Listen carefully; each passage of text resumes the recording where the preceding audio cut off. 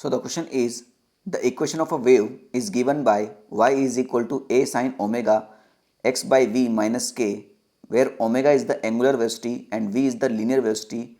The dimension of k is.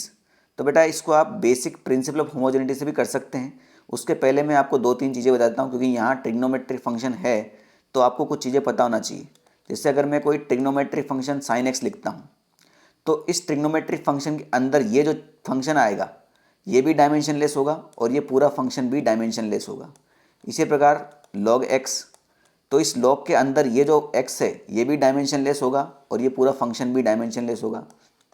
इसी प्रकार से एक्सपोनेंशियल फंक्शन, तो एक्सपोनेंशियल के अंदर ये फंक्शन भी डायमेंशनलेस होगा और ये पूरा फंक्शन भी डायमेंशनलेस होगा. बात समझ में आ गई.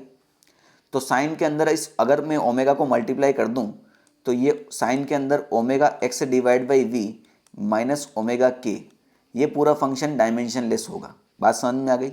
मगर मान लीजिए आपको ये नहीं पता है ना, नहीं याद आया उस टाइम, तो क्या करें फिर.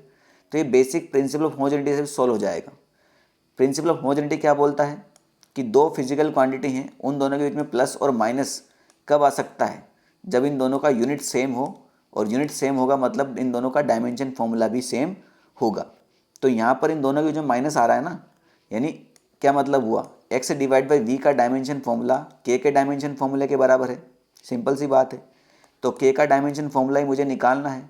एक्स क्या है बेटा यहाँ पर, डिस्प्लेसमेंट, तो उसका डायमेंशन फॉर्मूला क्या हो जाएगा एल.